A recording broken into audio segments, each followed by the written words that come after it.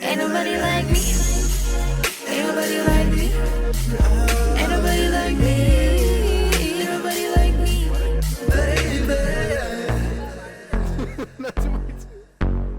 Alright, hello everyone and welcome back to a very special video on the TGI channel. Today I'm going to be doing a breakdown of our new song, our new single, Every Time, released on January 8th.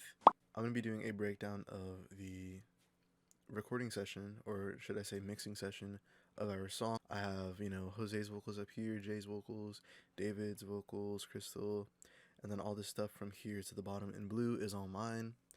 And I just wanted to do a special video, going through it and analyzing it and breaking it down from the start of the song to the end, just because I'm pretty proud, and I think the members are also proud of how it came out, because I think it came out pretty nice, considering, people are like recording their vocals on their MacBook Air microphone, and I think that, the final product came out pretty cool. So that's why I just wanted to do a video today breaking down the vocal mix on these tracks. And I'm opening my laptop now so I can look at the lyrics. Like at the top you can see how I have, verse 1, pre-chorus, chorus 1, blah blah blah blah blah. So I think I'm gonna break it down like that so we can go through from the start of the song and break down how it goes. So I'm gonna go ahead and start with the intro, which sounds a little bit like this.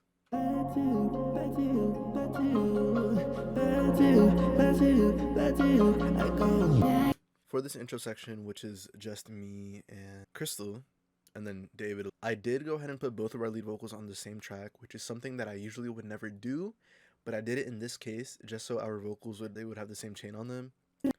Really, I feel like I probably should have did it on 2 separate tracks, but I just decided to do it on the same one for shits and giggles. I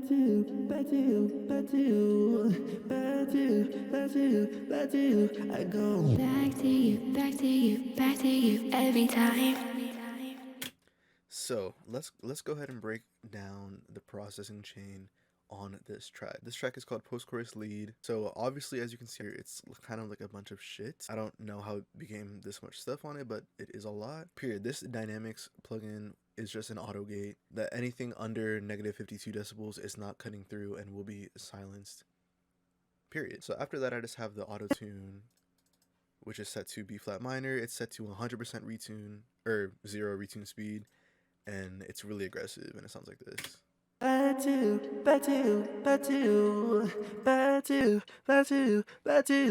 go back to you. But when it comes to mixing this vocal, this literally is just some EQ to make it a little bit clear. Let me play it before and after. And plus all that bullshit, it kind of makes it a little bit thinner. It gives it more of a bright, punchier sound in a way. Then I just have some compression to make it a little bit louder. This, I'm pretty sure, is the formant shift that you can hear here on KRISTAL's vocal. You can kind of hear it go, the pitch and tone of her voice kind of goes up and then down. Back to you every time. Like right there at the end, right there. You can see it kind of goes up and down, then back to normal. This is a denoiser because, like I said, these people are recording their vocals on a MacBook Air microphone. Then we have a delay. That you can hear right there. Every time.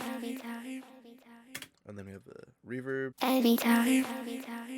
Which is just giving it a little bit of space. And then there's also a reverb on the bus. Back to you. It's kind of a bigger reverb, a bigger size. And then we have a David vocal right here. TGI on the track.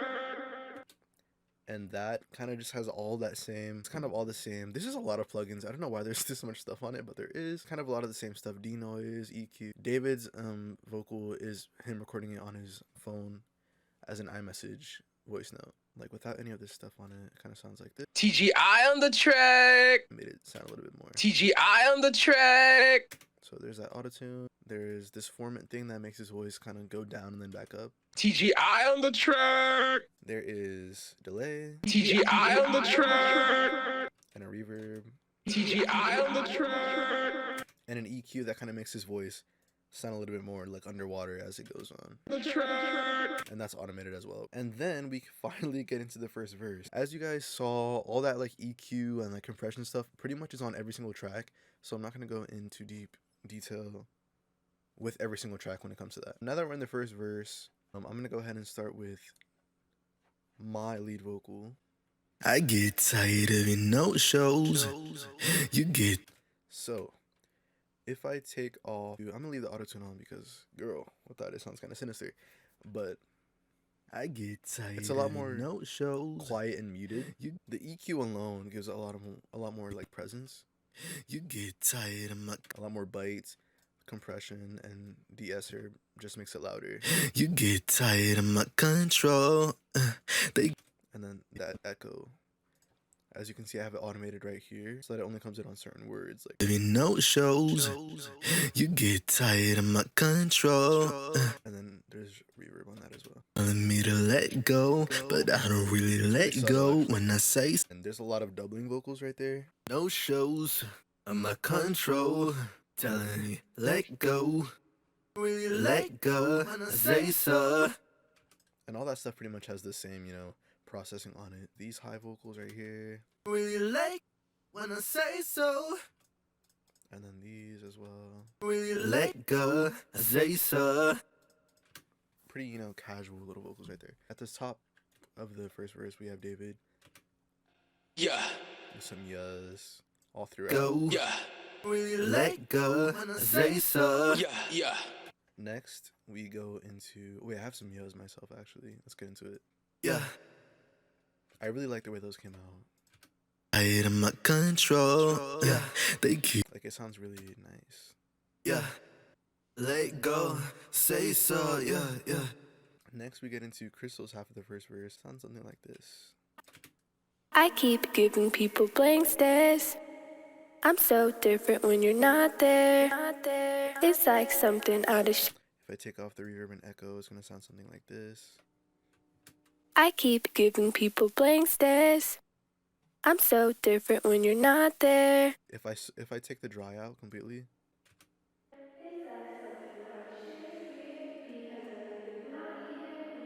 So it's a really subtle, like, mellow reverb that I've put on. Now, to support her, first we have David's yas. Yeah. Sounds pretty much like that, which are being recycled. Those aren't being recorded over and over again. Those are being recycled because he sent me like some files. We also have an ad-lib from myself. Blank stares. Yeah. Now, this track, the processing is like exactly the same to my lead vocal, except there is an EQ that's cutting out a bunch of the low end and some of the high end to give my voice that kind of like phone effect, and this clip is being panned to the left. So without that like phone effect, and also the auto-tune is all the way up, Blank stares. and that EQ just gives it this effect, Blank stares. and some reverb. Blank stares. Yeah. I do have a formant, a shift to make my voice sound more like froggy and deeper in a way. Without that, it'll sound like this. Yeah.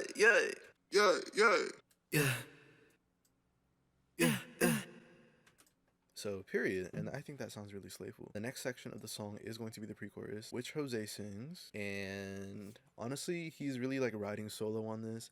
He has no backup until the second half of the pre-chorus, where I will do some background vocals with him. Let me just play his raw vocal as it is. I've tried to find energy. I've tried to find energy. It's giving very much MacBook microphone. So that's why I had to put all this shit on it to make it sound slayful. Plus auto-tune. I've tried to find energy. I did my best. But every time I think I'm free. There's a delay. Energy. It's just like, ping-ponging back and forth. Plus some reverb. To find energy. Let's give it some space. The cool thing that I did was I kind of sampled his voice. It's kind of like a little vocal sample type thing. If I take off all of this, just like...